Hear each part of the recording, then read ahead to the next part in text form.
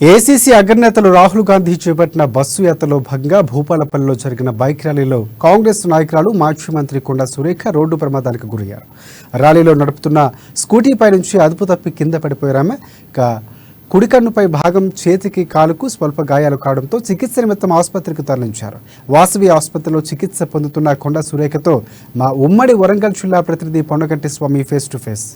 ఉమ్మడి వరంగల్ జిల్లాలో 3 రోజుల పాటు ఏఐసిసి అగ్రనేతలు రాహుల్ గాంధీ, ప్రియాంక గాంధీతో పాటు కూడా మొత్తానికి ఉమ్మడి వరంగల్ జిల్లా 3 అంటే 18, 19, 20 తేదీల్లో కూడా మొత్తానికి ఉమ్మడి వరంగల్ జిల్లా మీదుగా నిజామాబాద్ కూడా రాహుల్ గాంధీ తలపెట్టిన బస్సు యాత్ర కొనసాగుతున్న నేపథ్యంలో మొత్తానికైతే నిన్న ములుగులో కూడా రామప్ప దేవాలయం దగ్గర కూడా కాంగ్రెస్ పార్టీ తలపెట్టిన 6 గ్యారంటీ కార్డులను పూజ చేసి మొత్తానికైతే ములుగు నుంచి భూపాలపల్లికి వెళ్తున్న క్రమంలో ఇవాళ మొత్తానికైతే మాజీ మంత్రి కొండ సురేఖ చిన్న ఒక సంఘటన జరిగింది. మొత్తానికైతే స్వల్ప గాయాలు జరిగిన నేపథ్యం కనపడుతుంది. మొత్తానికైతే ప్రజలతోని మమేకమై ఉంటున్న ఆ కొండ సురేఖ ప్రస్తుతానికైతే వరంగల్ తూర్పు నుంచి కూడా పోటీ చేసే పరిస్థితి అయితే కనపడుతుంది.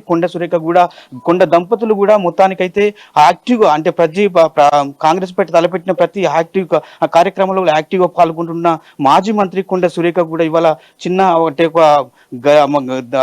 ఘటన జరిగింది. మొత్తానికైతే అలా స్వల్ప గాయాలు కూడా జరిగిందని చెప్పుకోవచ్చు. మేడం చాలా త్రూటిలో తప్పిన ప్రమాదం, పెను ప్రమాదంగా భావించవచ్చు. మొత్తానికైతే కొండ సురేఖ కూడా వరంగల్ తూర్పులో కూడా పేదవారి ఇంటికి గడప గడపకు తిరుగుతూ పేదలలో మమేకమై ఉన్న కొండ సురేఖను మరి ఏ విధంగా జరిగింది అడిగే ప్రయత్నం చేద్దాం.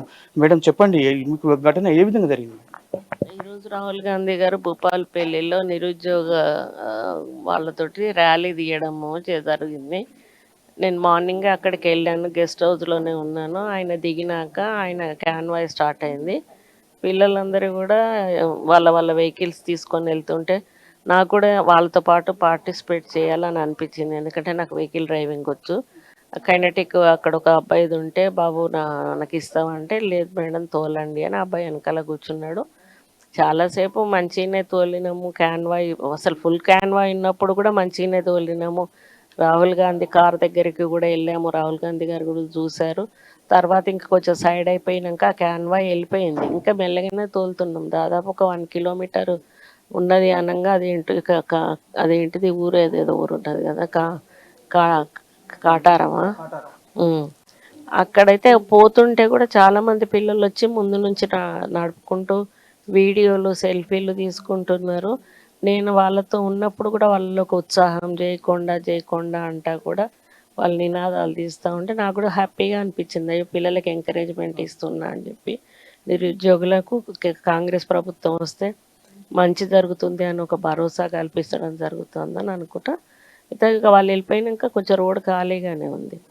ఈ సైడ్ మా గన్మెన్లు ఒక వెహికల్ మీద వెనకాల కూర్చుంటారు, ఈ సైడ్ ఒక గన్మెన్ వెనకాల. నా బండి వెనకాల ఉంది 4 వీలర్, నేను మధ్యలో ఉన్నా. అయితే ఇంకా ఒక అబ్బాయి వాళ్ళు ఇద్దరు వీడియో తీసుకోవడానికే అట్లా ముందు నుంచి వస్తే బాగుంటుంది.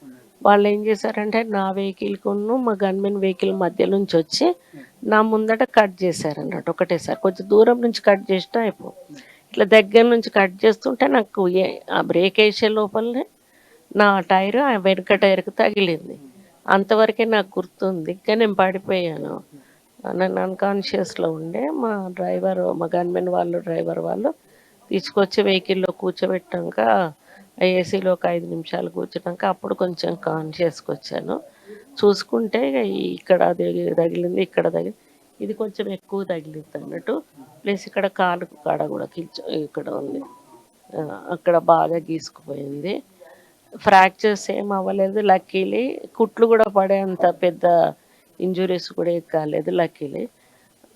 ఒక 2 రోజులలో కోలుకుంటాకు కానీ పెద్ద ప్రమాదం అయితే తప్పింది. హెడ్కు ఎక్కువగా తగిలితే ఇబ్బంది అయ్యి ఉండేది. స్కానింగ్ ఇట్లా ఏమన్నా అంటే స్వల్ప గాయాలతో ఇంకా బలమైన గాయాలు ఏం లేదు, కొంచెం హెడేక్ వస్తుంది అని చెప్తే ఫస్ట్ స్కాన్ చేసుకున్నాకనే ఇటు రమ్మన్నారు. మా అల్లుడిది స్కానింగ్ సెంటర్ ఉంది కదా, అక్కడ చేసుకున్నాక మా వియ్యంపుడే డాక్టర్ పాప వాళ్ళు ఆయన చూసి అదేం కాదు, ఇబ్బంది ఏం లేదు అన్నారు. మళ్ళీ ఒక 5-6 అవర్స్ తర్వాత కూడా మళ్ళీ చేపిస్తాయి. ఎందుకంటే ఇమ్మీడియట్ స్కానింగ్ కొంచెం తర్వాత దానికి కూడా తేడా తెలుస్తుంది కదా. చేసుకొని ఈరోజు సాయంత్రం వరకు ఇంట్లో ఉండాల్సిన అంటే ఇక్కడ హాస్పిటల్లో ఉండాల్సిన అవసరం లేదు. ఎందుకంటే మన వాళ్ళు వచ్చి ఇంట్లో ట్రీట్మెంట్ ఇస్తారు కదా. ఈడుంటే పబ్లిక్ కూడా అదొకలాంటి భయం ఉంటుంది. పబ్లిక్ చెప్తున్నా నాకు ఏమి ఇబ్బంది లేదు, చాలా ప్రజలకు అంటే ఇప్పుడు మీరు తూర్పులో ప్రేయర్ బ్రాండ్గా ఉన్నారు, గెలిచే క్యాండిడేట్ మీరు, మిమ్మల్ని నమ్ముకొని తూర్పు ప్రజలు చూస్తున్న పరిస్థితి ఉన్నది. వాళ్ళకి ఏం చెప్పదలుచుకున్నారు? ఇప్పుడు అదే చెప్తున్నా వాళ్ళకి, మీరు ఎవ్వరు బాధపడకండి, అందరు మీ పనులు మీరు చేసుకోండి. నేను ప్రతి ఇంటికి క్యాన్వాసింగ్కి వస్తాను. నాకు కాలు ఇరగలేదు, చెయ్యి ఇరగలేదు, ఎక్కడ ఇబ్బంది లేదు. నేను ప్రచారానికి పర్ఫెక్ట్గా ఉన్నాను. నేను ఇంటింటి ప్రచారం చేస్తాను. మీ ఆర్గనైజేషన్ మీరు చేస్తూ ఉండండి. 2-3 డేస్ కూడా మీరు ఎక్కడ కూడా ఆపొద్దు. ఎందుకంటే మనం గెలవాలి. ఫస్ట్ గవర్నమెంట్ రావాలి, రేవంత్ రెడ్డి ముఖ్యమంత్రి కావాలి, అది నా కోరిక. రేవంత్ రెడ్డి కానీ రాహుల్ గాంధీ కానీ ఇప్పుడు అంటే ఈ ఘటన తెలిసిందా మేడం? ఏమోనండి, తెలీదు నాకు కూడా. మీరు వస్తుంటే మీకు ఎవరు చెప్తున్నారో తెలీదు. నేను అదే మా పాపని అడుగుతున్నా, నీకెట్లా తెలిసిందంటే నేను ఆ కాన్షియస్ లేకుండా తనకి నేనే చెప్పానంట, నాకు గుర్తు కూడా లేదు. ఇక మరి గ్రూప్స్లలో పెడుతున్నారో ఏమో తెలియదు. నాకైతే ఫోన్ అయితే ఇంకా రాలే. సీతక్క ఒక్కతి చేసింది, బాగానే ఉంది అక్క అని చెప్పాను. దీశాయి గారు పర్కాలు, నాయన రాజేందర్ రెడ్డి కూడా వచ్చి వెళ్ళాడు.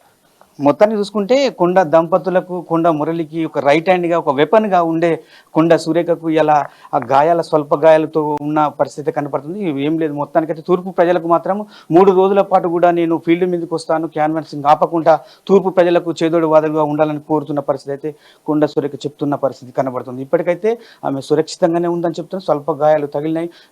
కొండ సురేఖ నోట మనం వింటున్న పరిస్థితి కనపడుతుంది. ఇది మొత్తానికైతే హాస్పిటల్లో ఉన్న పరిస్థితి. కెమెరా పర్సన్ బాలుతో స్వామి, అమ్మ న్యూస్, వరంగల్.